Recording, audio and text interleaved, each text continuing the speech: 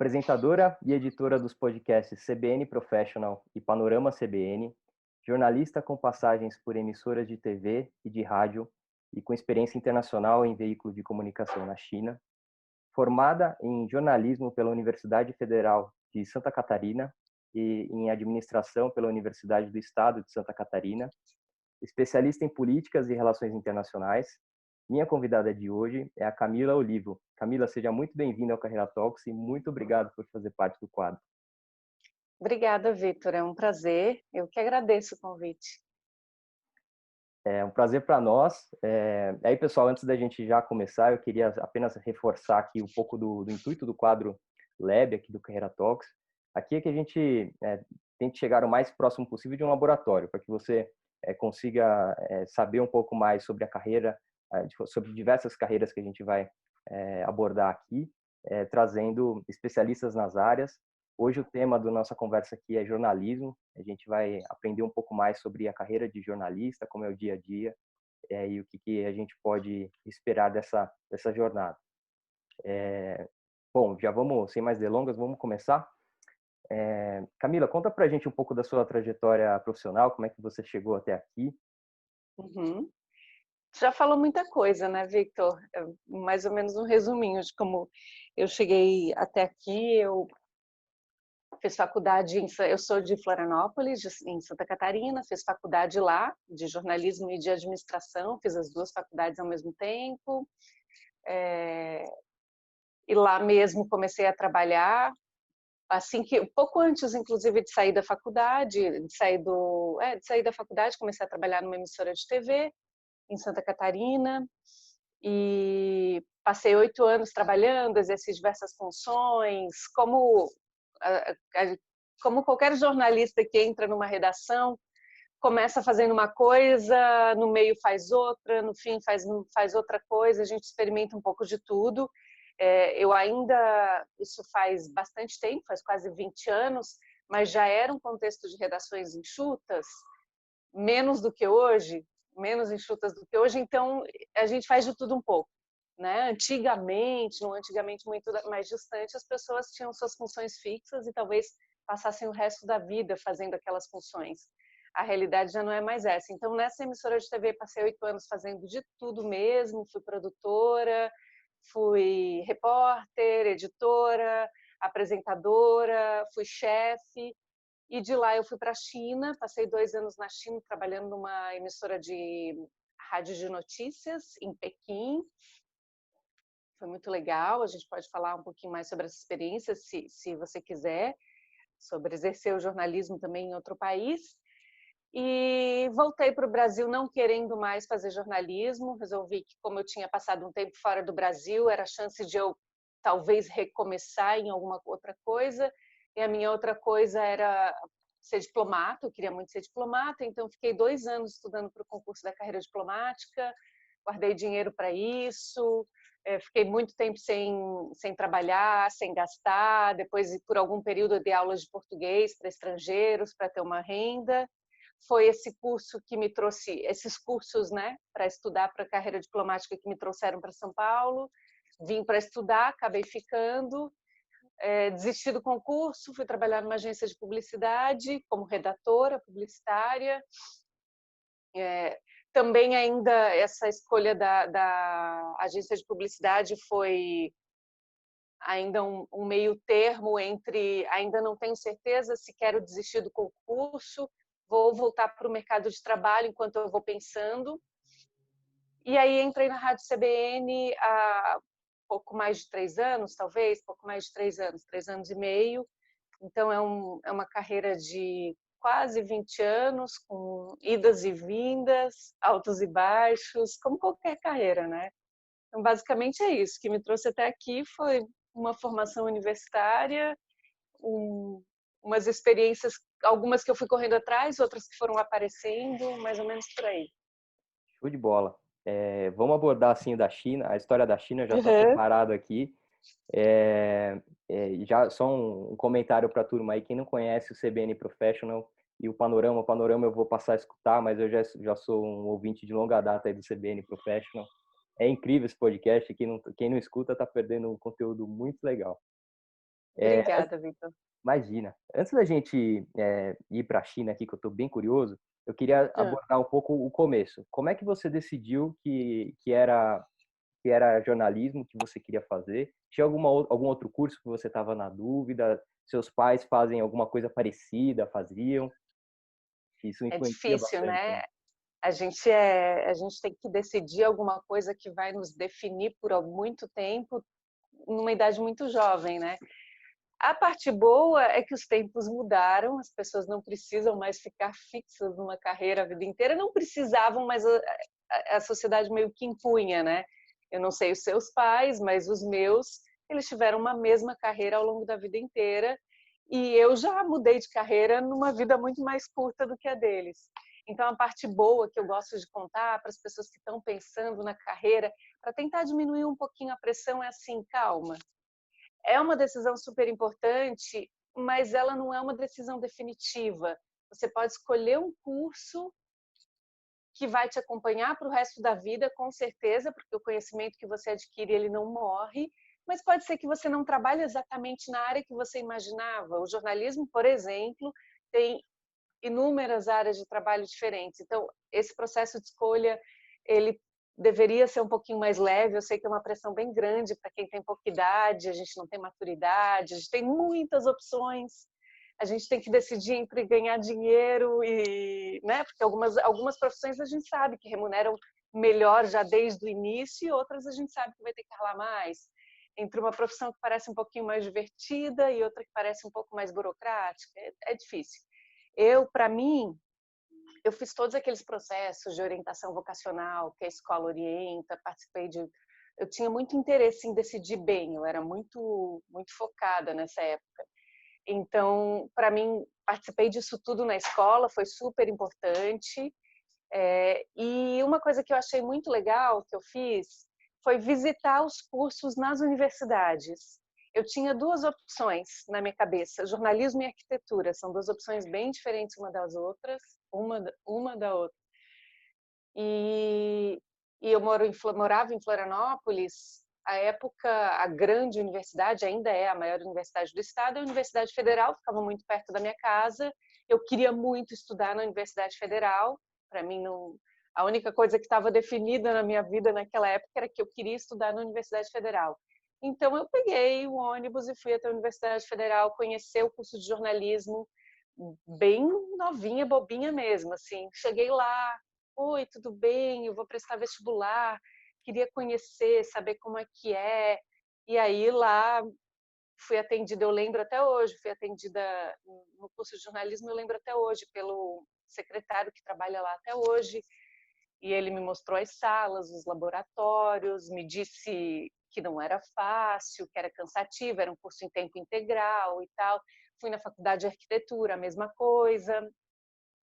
Então ali eu já pude meio que o que me brilhava os olhos ali na vida real da faculdade, até em termos de estrutura, né?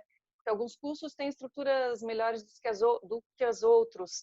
Na universidade onde a gente quer estudar, numa mesma universidade, os cursos têm realidades bem diferentes. Então, isso foi uma coisa legal que eu fiz, que me ajudou. Eu levei em consideração, para escolher entre jornalismo e arquitetura, a minha habilidade com a escrita. Eu, desde muito novinha, sempre gostei muito de escrever. Eu era criança que gostava das aulas de redação, que não são aulas que as crianças em geral gostam. Eu gostava, eu escrevia muito bem, tinha facilidade. Ainda continuo sendo, era muito tímida, e escrever me ajudava. Não tem nada a ver com jornalismo, tá? Tem a ver com a minha decisão. O jornalismo não é expressar sentimentos, mas na época eu usava a escrita para expressar meus sentimentos, e eu fui levando essas coisas em consideração. Já estava conversava com os amigos, isso é legal, perguntava: o que você acha que eu tenho mais habilidade? Para ser jornalista ou para ser arquiteta? E o engraçado é que, em geral, as pessoas diziam que eu tinha mais habilidade para ser arquiteta, porque as pessoas diziam que era muito tímida para ser jornalista. Eu era muito tímida, continuo sendo. E aquilo foi me dando um negócio assim, aquela coisa de jovem adolescente, de querer contrariar. Não, mas espera aí. Só gente extrovertida pode ser jornalista? Não, não tá certo isso. Foi meio que para contrariar também. Eu sou tímida e eu posso ser jornalista, é uma profissão. não é uma característica Legal. pessoal, né? Então foi isso, então foi orientação vocacional, foi visitar as faculdades e aí foi pensar um pouquinho em mim. Eu procurei uns cadernos antigos. Quando eu tinha 10 anos na escola, na aula de desenho, a professora pediu que a gente desenhasse a profissão que a gente queria quando a gente fosse mais velho. Eu tinha 10 anos e eu não soube desenhar uma profissão, eu desenhei duas. Uma era fotógrafa e outra era repórter. E Olha repórter aí. de TV já, eu desenhei um microfone. Definitivamente desenhista eu não podia ser no futuro, porque era horrível o desenho. Mas eu tinha que justificar, e eu fiz uma justificativa, que era porque eu gostava muito de história, e eu sabia que essas duas profissões ajudavam a contar a história para quem viesse no futuro e tal, e aquilo, olhando aqui, revisitando aquilo, poxa, já faz um tempinho que está na minha cabeça, eu tenho habilidades que ajudam no jornalismo, gosto de ler, gosto de escrever, então vamos nessa. E assim eu escolhi o jornalismo. A administração eu escolhi por praticamente um pouco por eliminatória. Eu morava muito próxima da Universidade Federal e da Estadual. E eu queria tentar os dois vestibulares, né? E na estadual não tinha jornalismo, nenhuma carreira de comunicação. E era um vestibular vocacionado. O que quer dizer vocacionado? Você faz a primeira fase geralzona, na segunda fase você vai responder perguntas relacionadas àquela carreira. Então a segunda fase era só sobre administração ou poderia ser só sobre engenharia, perguntas básicas, é claro.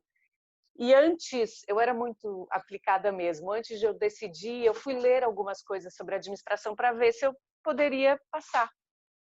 Comecei a ler revistas Exame, que meus pais tinham em casa. Eles são administradores, os dois. E adorei. Adorei, achei incrível, achei super legal, descobri como é que empresas se estruturavam, descobri a história por trás dos produtos que eu consumia. E aí, primeiro foi por uma eliminatória, era um dos cursos ali que eu poderia fazer, eu não queria fazer fisioterapia, não queria fazer engenharia, tá, vou testar a administração, vou ler um pouquinho, gostei, e aí passei nos dois vestibulares. Então, meus processos de escolha foram assim meio malucos, mas eu acho que todos os processos são meio malucos, né? Não tem uma estruturação assim, porque cada pessoa é um indivíduo diferente e tem que fazer seus próprios processos de escolha. É interessante a sua história e Hum. queria reforçar aqui para todos que estão acompanhando, né, essa curiosidade de você querer saber como é e não esperar o tempo passar e cair aquele artigo, ou aquele vídeo ou aquele tio falar alguma coisa especial para você, né, para que você também já tem esse ímpeto desde o início, né, de ir atrás e querer saber como é que funcionam as coisas. Eu tenho falado muito para essa turma aí do LinkedIn. Eu acho que o LinkedIn ele é uma ferramenta incrível, que o pessoal mais velho que está usando, né? Mas os jovens têm uma possibilidade nas mãos aí que eu não tive, eu tenho certeza que você não teve, né? De se conectar com profissionais.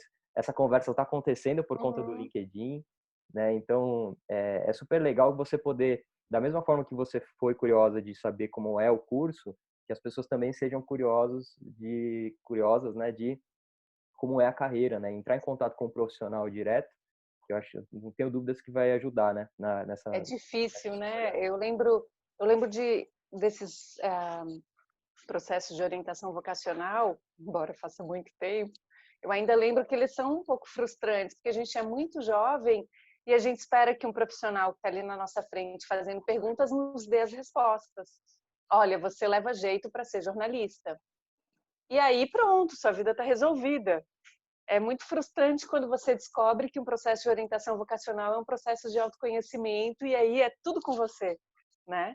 É, E você tem que se descobrir naquilo, não é o psicólogo, não é o pedagogo, não é seu professor que vai te dizer qual vai ser a sua carreira, é você.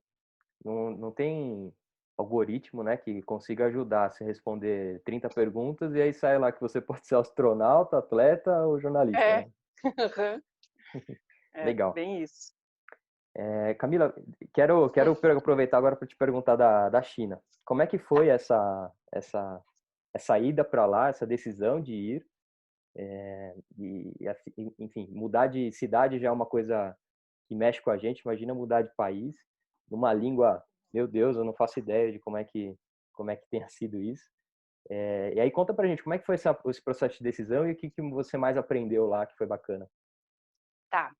Eu já estava há um bom tempo trabalhando na mesma emissora. Eu não tinha experiência, eu não tinha experiência internacional nenhuma. Eu tinha feito uma viagem para o exterior quando eu era adolescente. Eu fiz intercâmbio nos Estados Unidos, então é minto. Eu tinha alguma experiência assim. Eu tive o privilégio de fazer um intercâmbio quando eu tinha 17, 18 anos. Passei esse tempo todo da minha adolescência, até já estava na vida adulta, sem nem viagens para fora. Um ano antes eu tinha conseguido juntar um dinheirinho e ido viajar para o Uruguai e Argentina, que são países muito próximos do estado de Santa Catarina, onde eu morava.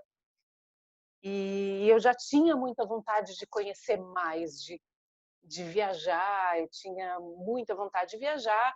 Naquele contexto ali eu não tinha grana, tinha férias uma vez por ano. O jornalista não tem feriadão, por exemplo, para fazer viagens, é férias uma vez por ano. E então eu comecei a pensar como é que eu posso fazer para sair mais do Brasil, né? O salário de jornalista também não te proporciona fazer grandes viagens, e ainda mais em início de carreira. E comecei a pesquisar bolsas de estudo fora. Comecei a aplicar para bolsas na Espanha, assim, sem experiência nenhuma, sem contar com ninguém, sem perguntar como se faz, bem inexperiente mesmo. Comecei a aplicar para bolsas fora. Então a vontade veio assim. E tem um amigo que trabalhava na China, que morava na China, e como o fuso horário é completamente oposto, e eu trabalhava até às 10 da noite, eu chegava em casa, ligava o meu computador, ia lá para os chats, na época disponíveis, era o Messenger do Facebook, que era muito usado na época, ficava conectada meia-noite, 1 da manhã, que era o horário de manhã para ele. Como eu trabalhava à noite, chegava em casa e ia dormir muito tarde. E sempre conversando com ele, falando que eu estava com vontade de ir para fora e tal. Ele já estava lá na China trabalhando. Ele havia ido para a China na época das Olimpíadas de Pequim, a trabalho como jornalista para fazer a cobertura. Ele foi um pouquinho antes das Olimpíadas e foi ficando. E aí apareceu uma vaga no lugar onde ele trabalhava. Ele falou: pô, vem cá, você está afim de sair do Brasil? Você não toparia vir para a China? Eu falei: claro. Como faz? Eu falei: me manda tais documentos, a gente vai fazer um processo e tal. E assim foi. Mandei os documentos para ele. Na época eu tinha exatamente a experiência que eles esperavam, porque era uma emissora de rádio, de notícias, e eles queriam montar uma emissora de TV em língua portuguesa. Então eles queriam alguém que tivesse Ah, experiência nas duas coisas, em rádio e TV. Como eu tinha experiência em TV e na minha experiência em TV ela era muito próxima da Rádio CBN lá em Santa Catarina também, porque eram da mesma rede. Acabou que casou exatamente no que eles precisavam. Passei por um processo seletivo bastante longo. Essa minha primeira conversa com meu amigo, assim, eu lembro que no dia que eu falei, claro, eu topo, era abril. Eu só fui para a China em setembro. Isso tudo foi um processo seletivo, de conversar com os chineses, fazer entrevista, mandar documentos, os documentos são analisados, você tem que mandar até exame de saúde, é super rígido o processo, assim, na época era super rígido. Então eu fui parar na China pela vontade de querer ir para fora do Brasil. Eu sempre brincava assim, mas como você foi para a China? Eu falei: foi o que me ofereceram, se tivesse me oferecido Paris, eu ia para Paris. Então, a princípio, foi isso. Eu tinha muita vontade de sair, apareceu uma oportunidade, eu me joguei. Me joguei mesmo. Eu lembro que eu fui bem. Hoje eu acho que eu fui bem corajosa. Eu nunca perguntei para ele como eram as condições. Eu lembro que eu cheguei no aeroporto de Pequim sem nenhum endereço anotado, nenhum telefone. Eu fui na confiança, assim. Ele me disse que ia me buscar, esse meu amigo. Tá, vou te esperar, eu vou tal e tal.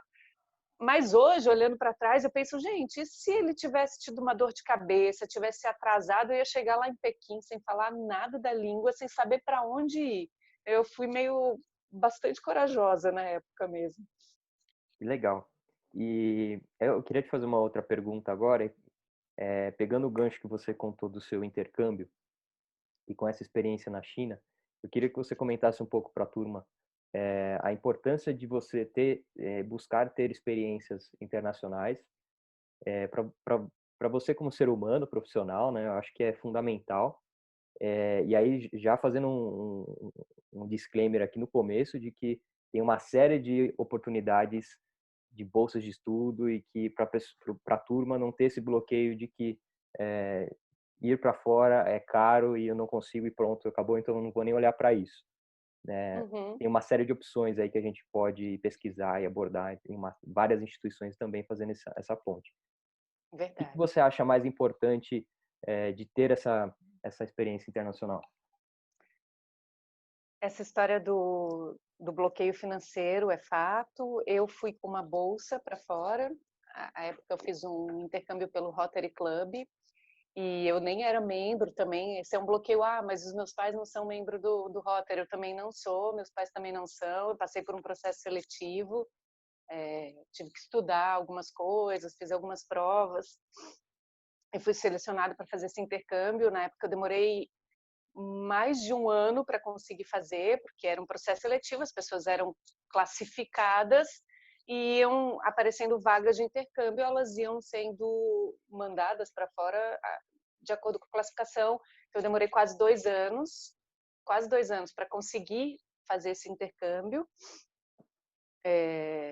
Então, não é fácil, realmente muitas famílias não têm. Eu sou de uma família grande, eu tenho duas irmãs, são 3 filhos. Nem todas as famílias têm condições de mandar todos os filhos para fora, estudar fora, é caro, realmente. Se a sua família tem condições, faça, viaje, faça o quanto você puder. Se tiver medo, pede para ir primeiro com o pai, vai com um amigo, vai tentando se soltar, assim, viajar para fora é seguro, tenta se cercar de todas as seguranças possíveis. Tem gente que não tem muita vontade mesmo, mas eu acho essencial. Se a sua família não tem condições, eu sou de uma família de classe média, nunca me faltou nada, mas a minha família não tinha condições de pagar viagens para todas as 3 filhas. Busca alternativas que existem, podem ser mais demoradas, podem ser mais difíceis, mas existem. Eu acho viajar uma coisa incrível. Eu acho para a experiência, para o exercício do jornalismo, eu acho muito importante ter contato com outras realidades. E o mais interessante é que também viajar não depende de pegar um avião. Viajar pode ser pegar um metrô, se você mora numa cidade grande como São Paulo, e ir para um bairro para onde você nunca foi. Cidade de São Paulo, que é muito grande, é uma das maiores cidades do mundo, ela te proporciona conhecer realidades diferentes também. Eu vim de uma cidade menor, uma cidade com outro padrão de vida, com outras realidades, tinha como viajar também, a minha escola proporcionava alguns passeios que a gente ia conhecer a vida de pescadores, por exemplo. Então, esse contato com outras realidades eu já classifico como viagens. E é isso que é muito Interessante. importante, e é isso que faz muita diferença. Se você tiver chances e oportunidades de viajar para fora do Brasil, conhecer uma realidade ainda mais diferente, um contexto socioeconômico ainda mais diferente, uma história, né? Porque tem toda a história que vem por trás, países que atravessaram guerras, como é que eles se reconstruíram, ou países que têm uma história parecida com a nossa, como a Argentina, que passou por um processo de ditadura como o nosso. Como é que a Argentina se reconstruiu e como é que a gente se reconstrói? Fazer esses paralelos com a nossa vida, olhar para o outro com empatia, entender, faz você entender que o outro é o outro e é diferente de você por um motivo, porque ele carrega toda aquela história, a língua que ele fala faz parte da história dele. Eu acho isso muito importante para quem quer ser jornalista, especialmente conhecer outras realidades. E aí eu gosto sempre de falar, conhecer outra realidade pode ser pegar um metrô e ir para o ponto mais distante, último ponto final lá. Você mora numa ponta da linha, vai conhecer a outra ponta. É isso Vai aí. lá, desce, dá uma circulada, toma um cafezinho, um refrigerante, um suco, conversa com o cara que está atendendo no balcão, conhece outras realidades. Isso é muito importante. É isso aí. Até A gente turismo aqui dentro no Brasil, né? Quando a gente vai para outros muda. estados, sem dúvida. Muda muito, parece que são vários países dentro de um só. Eu queria te fazer uma pergunta agora mais para o jornalismo, aí, curiosidade minha mesmo. Tá. Quais são as grandes áreas, assim, se tivesse que dividir uma TV, um rádio, quais são os grandes departamentos, como é que está estruturado é, a, a empresa de fato, né? E como que é um dia a dia típico de trabalho aí na área, por exemplo, que você está, que no seu dia a dia hoje, como é um dia a dia, Tá, o seu dia a dia? tá. Você diz a empresa onde eu trabalho, quais são as grandes áreas? Isso. Ou em geral? Em geral, como é estruturado uma TV, um rádio? A gente trocou umas figurinhas antes de começar aqui, né? Eu sou de outro lado, né? Eu sou da engenharia, de banco, outra coisa. E eu queria saber como é estruturado, qual que é o papel da redação, o papel do jornalismo, como que isso se comunica dentro Ah, dessas áreas. beleza, vamos lá. Em geral, eu vou falar com base nas experiências que eu já tive, com as empresas onde meus colegas trabalham também. Uma empresa de jornalismo, ela precisa ter um departamento comercial, não tem a ver com a questão de jornalismo, e em geral esse departamento comercial, ele também não interfere na redação. Às vezes a gente nem sabe quem são os patrocinadores, isso é muito importante, ter um departamento comercial e um jornalismo independentes.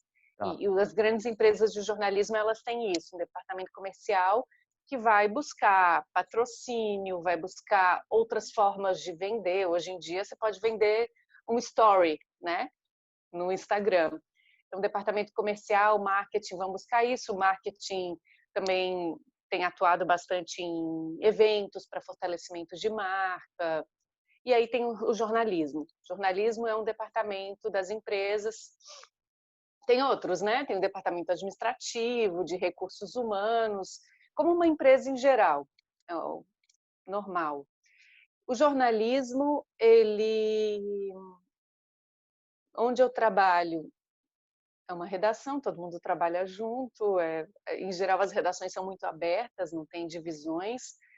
E tem algumas funções, dependendo de onde você trabalha, elas são mais ou menos fixas. Onde eu trabalho, elas definitivamente não são fixas.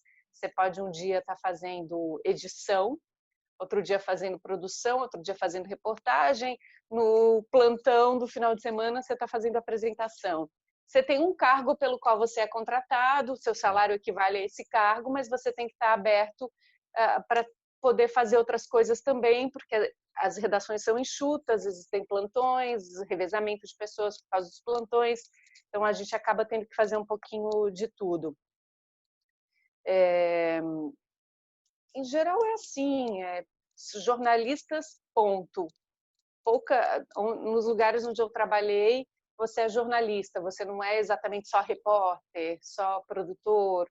Algumas pessoas sim, outras não, mas em geral, onde eu trabalhei, é mais fluido isso. Então, Não sei assim, se eu te respondi. respondeu. Ah, O dia a dia de um jornalista, ele pode tanto estar na rua, quanto fazer alguma matéria escrita dentro lá uhum. da redação, ou quanto fazer alguma entrada lá, se for na TV, dentro de algum quadro ao vivo lá, né? Sim, deixa eu falar um pouquinho sobre esse dia a dia. Como eu falei, a gente é contratado para um cargo específico, recebe um salário desse cargo específico. Se você é contratado para ser um repórter, na maior parte do tempo, é claro, você vai ser um repórter.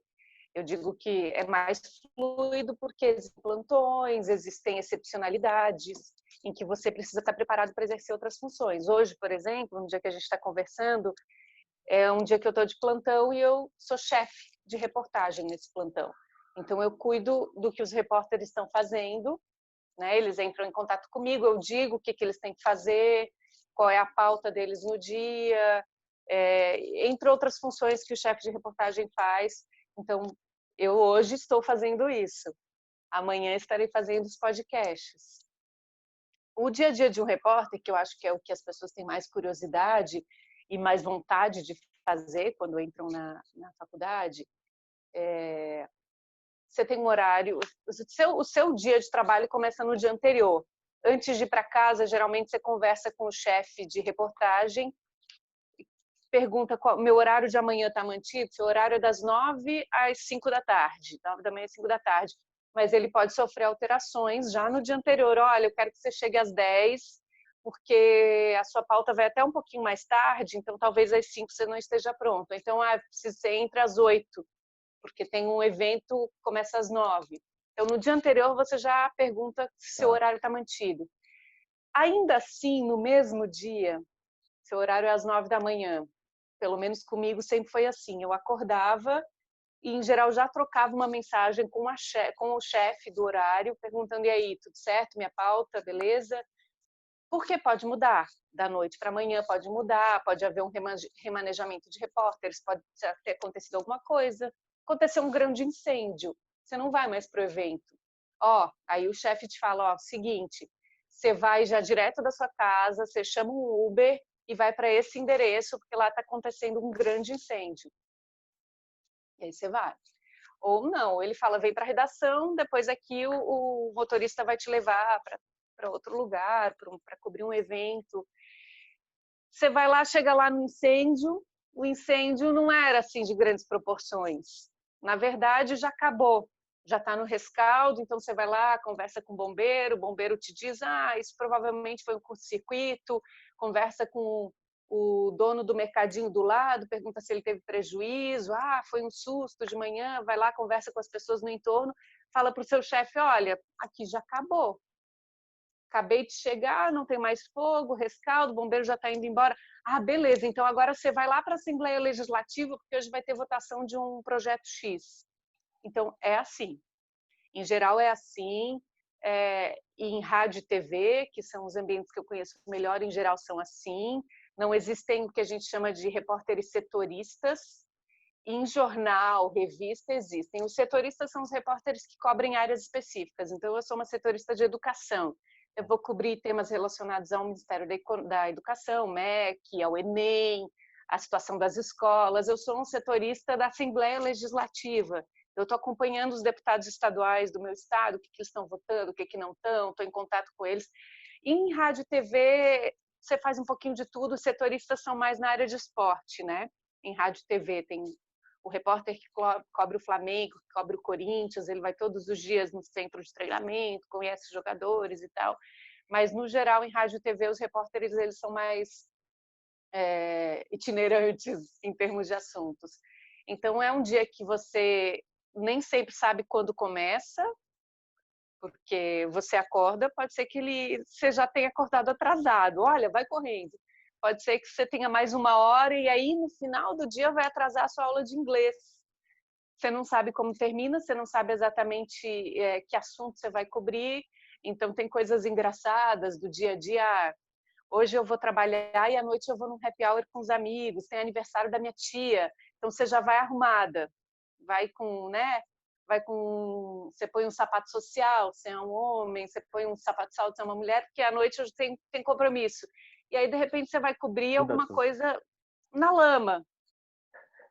Ou nesse dia, é verdade, essas coisas do dia a dia acontecem, né? Ou no dia que você não está muito afim de se arrumar e, de repente, te escalam: olha, você vai cobrir um evento corporativo, super chique, enfim, e aí você chega lá quase de chinelo de dedo. Acontece.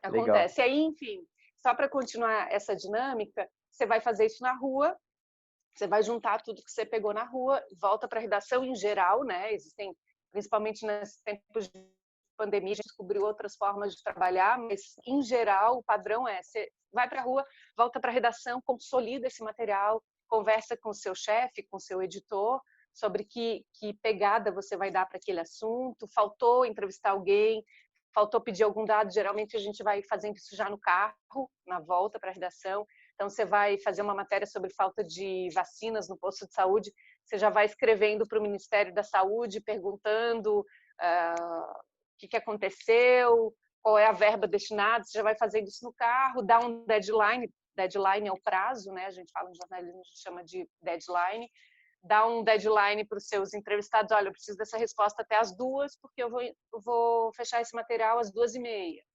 E aí, assim, mais ou menos o que vai acontecer no seu dia, no final do dia você tem que estar com uma ou duas matérias prontas. Mais ou menos se você for um repórter, que é em geral que as pessoas têm mais curiosidade de saber como é que funciona. Que dinâmica diferente, né? É bem diferente. Fazendo um paralelo com o meu dia a dia aqui, não que a gente tenha 100% do planejamento sempre batido, né? Mas no mesmo dia parece uma loucura. Eu queria aproveitar esse gancho para te perguntar que tipo de habilidade que o jovem que já está dando aí os primeiros passos, só que tipo de habilidade ele pode investir energia em desenvolver, dado o cenário aí que ele está prestes a enfrentar, né? Essa Tá. adaptabilidade, o que você pode dizer assim? Primeiro, eu vou falar de uma dica quase técnica. Se pudesse 3 dicas, eu falaria ler, ler e ler. Leia muito de qualquer coisa. Se você puder, leia bastante literatura também. Eu sei que às vezes parece chato e parece que a gente não vai usar, porque pode ser um texto mais rebuscado, mas o que acontece? A faculdade de jornalismo, o trabalho no dia a dia, vão te dar habilidades técnicas que você pode aprender.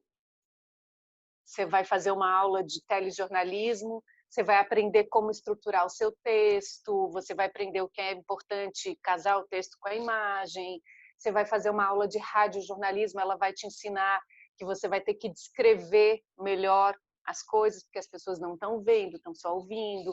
Na aula de radiojornalismo, você vai aprender a escrever textos mais curtos, com linguagem mais simples. Isso tudo se aprende. É quase uma receita de bolo. Todo mundo consegue aprender a escrever um texto de rádio, de TV, assim, quadradinho, redondinho, digamos assim, não quadrado, redondinho. O que vai diferenciar um bom jornalista de um jornalista mediano é a bagagem que ele tem, é como ele consegue trabalhar o texto. E isso a gente só consegue lendo. Ninguém aprende, ninguém nasceu com o dom de escrever bem. Escrever bem, escrever tecnicamente bem, você aprende, ok. Você pode escrever, fazer um curso em qualquer área, para escrever bem e-mails corporativos, e-mails de trabalho, você vai aprender. Mas o que vai diferenciar é o quanto você já leu, que estilos literários você já conhece, o que você consegue colocar ali no texto para diferenciar. O repertório, né? Então, repertório, isso faz toda a diferença no jornalismo, aí que entra a importância de conhecer outras realidades, né? Você vai naquela cobertura do incêndio de grandes proporções que eu conversei no começo, vai ter 3 repórteres lá, cada um vai contar essa história de um jeito diferente, porque cada um tem um repertório diferente. Então, se você é jovem, tem tempo ainda, corre atrás desse repertório, corre atrás de ler, de assistir documentário, assistir filme, tudo é repertório. Tudo é Legal. repertório.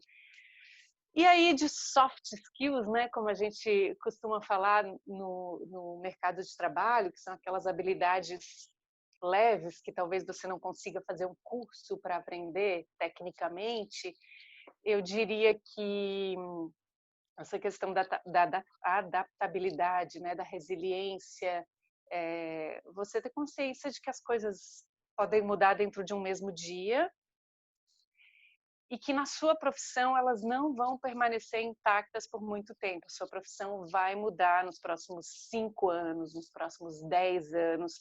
Isso não pode ser um peso para você. Isso tem que ser encarado como novas oportunidades. Você tem que estar pronto e leve com isso, porque para algumas pessoas o apego a posições, o apego a cargos é um peso, né, que não me deixa me mexer para o lado e faz até eu perder algumas oportunidades. Então tenta fazer isso de uma forma meio leve. Hoje eu estou aqui, amanhã eu estou lá, no dia seguinte eu estou lá atrás, no próximo dia eu estou lá na frente. Na carreira de jornalismo vai ser assim. Interessante. Pegando um pouco você falou um pouco do cenário do jornalismo, eu queria saber qual a sua visão sobre dos próximos anos, assim. Eu sei que é difícil prever como é que vai ser, né? Mas eu vejo o mercado de notícia, ele se transformando muito. E por conta até dos algoritmos. Então, eu vi recentemente uma matéria que 3 pessoas fizeram a mesma pergunta para o Google e vieram assuntos diversos. Assim, as respostas foram muito diferentes por conta do que ela já tem o costume ali de pesquisar, um pouco da personalidade delas. E aí você acessar essa informação também retroalimenta ainda mais e, enfim, você cada vez mais está dentro das bolhas, né? Se você for ver isso sistemicamente no mundo, a gente está criando algumas bolhas e como é que a gente pode navegar neste mundo, né? Enfim, só um comentário, mas como é que você vê o futuro da área de jornalismo e que a gente pode esperar de transformações? O que você percebe disso? É difícil de prever mesmo. Eu estou fazendo podcasts, por exemplo, há talvez 2 anos. O podcast acabou sendo, eu já trabalhava em rádio, né? Então é uma adaptação do rádio, mas é uma coisa diferente. Que quando eu estava na faculdade não existia, eu acho que nem existia a palavra podcast, na verdade. Quando eu estava na faculdade não existia. Então jornalismo em YouTube, por exemplo, hoje tem canais jornalísticos exclusivamente no YouTube. O canal My News, por exemplo, é um canal que foi criado de jornalismo diário, inclusive com programas ao vivo, só para o YouTube. Quando eu fiz faculdade não existia nada disso. E eu acho que quem está fazendo faculdade hoje, ou quem está pensando em fazer faculdade hoje, vai encontrar um mercado que ainda não existe. Será que, de repente, daqui a 5 anos a gente vai estar fazendo jornalismo no TikTok, por exemplo, como a gente já está fazendo no Instagram? Os veículos, a CBN, onde eu trabalho, tem um produto jornalístico só para o Instagram, que se chama Noar, que é um boletim de notícias que é feito no fim do dia No Story, com stories. 15 segundos de cada notícia para você saber o que aconteceu. eu Isso acompanho. faz a CNN, isso faz a CNN, isso faz a Folha de São Paulo, o Estado de São Paulo. Todo mundo está fazendo jornalismo no Instagram. Será que daqui a 5 anos vai ser no TikTok? Eu não consigo prever muito o que vai acontecer. Eu sei que a gente tem que estar de olho e aberto. Jornalistas, em geral, não, embora pareçam, por isso que eu falo da questão do apego, né? Eles têm muito apego ao lugar de conforto, porque já não é um lugar muito confortável, já é um lugar que muda muito. Então, assim, eu sei trabalhar nesta bagunça diária. E agora vão me botar numa bagunça de TikTok, vou ter que começar de novo, não é fácil. Então, esteja aberto e pensando lá na frente. Eu falei TikTok porque é uma coisa que eu estou pensando agora. O TikTok cresceu absurdamente, já vem crescendo desde o ano passado, né? É um dos aplicativos mais baixados do mundo desde 2019 e com a pandemia ele explodiu no mundo inteiro. E aí eu fico pensando, o que vai ser do TikTok daqui a 5 anos? Vai ser só uma plataforma em que as pessoas fazem dancinhas? Porque essa galera que entra lá com 11, 12 anos, com 15 anos, daqui a 5 anos vai ter 20. Então, será que elas vão estar consumindo o mesmo tipo de conteúdo lá dentro do TikTok? Então, eu não consigo prever, eu estou falando aí em termos de mídias, tá? Não consigo prever eu acho que o jornal, a importância do jornal, de uma Folha de São Paulo, eles vão continuar existindo. Desde que eu estou na faculdade, eu ouço previsões de que o jornal vai morrer. O rádio ia ser o primeiro a acabar, desde que eu estou na faculdade. Quando surgiu o YouTube, é o fim da TV. Então, eu acho que as mídias vão ter que encontrar novas formas, principalmente de se monetizar, de se manter em pé, porque o mais difícil hoje é se garantir financeiramente em pé. As estruturas são muito caras, uma estrutura de TV é muito cara, uma estrutura de rádio é muito cara, uma estrutura de jornal é muito caro e pior, uma estrutura de jornal não se sustenta mais com anúncio nas páginas, como era antigamente. O shampoo X comprava meia página de jornal para fazer propaganda. Hoje o shampoo X vai para o YouTube. Então, é isso que eu falo, o departamento comercial lá lutando de um lado e o marketing, e a gente lutando do outro para tentar encontrar novas formas de oferecer informação para públicos novos. Eu não Legal. consigo te dar uma previsão. Não, a pergunta é sempre para quebrar os convidados, desculpa, mas eu preciso fazer. Mas eu vou fazer uma aposta no jornalismo independente. Tá? O jornalismo independente é algo que tem pouca força ainda no Brasil, fora do Brasil tem muito mais. O que é o jornalismo independente? São associações não governamentais, grupos de jornalistas investigativos que se unem e buscam formas de financiamento para colocar de pé as investigações deles, as formas de financiamento. Isso tudo tem que ter muita transparência para que seja um jornalismo bem feito, isento. Então, as formas de financiamento desse jornalismo independente geralmente são muito transparentes. É o quê? É alguém que tem muito dinheiro, talvez um milionário, uma empresa que quer investir no jornalismo, é uma bolsa, é um Google, é um Facebook que tem já projetos específicos para investir em jornalismo independente. Eu vejo isso crescendo, jornalistas Legal. trabalhando como seus próprios CNPJs. Legal. Bom, Camila, para encerrar para a turma aqui, eu queria que você Falo compartilhasse. muito, né? Imagina, só para a gente não estourar muito no tempo que a gente combinou. Eu queria que você desse um conselho para aquele jovem que está na dúvida aí entre os cursos, como se fosse para você mesmo, né? Tá. E o jornalismo, essa carreira é uma das opções. E o que você pode dizer para essa turma? Tá. Eu falei das coisas que geralmente brilham os olhos de quem quer fazer jornalismo, né? Essa história de não ter rotina, de não saber o que vai fazer no dia seguinte. Hoje, né, depois de 20 anos, é cansativo, mas eu sei que para os jovens, nossa, isso é incrível, é isso que eu quero para sempre. Jornalismo não é só isso, é um contingente pequeno da minha turma de jornalismo. Quando eu fiz faculdade num curso de excelência, sempre considerado um dos melhores do Brasil, na Universidade Federal de Santa Catarina, e eu chuto que 10% dos formandos da minha turma trabalham em redações.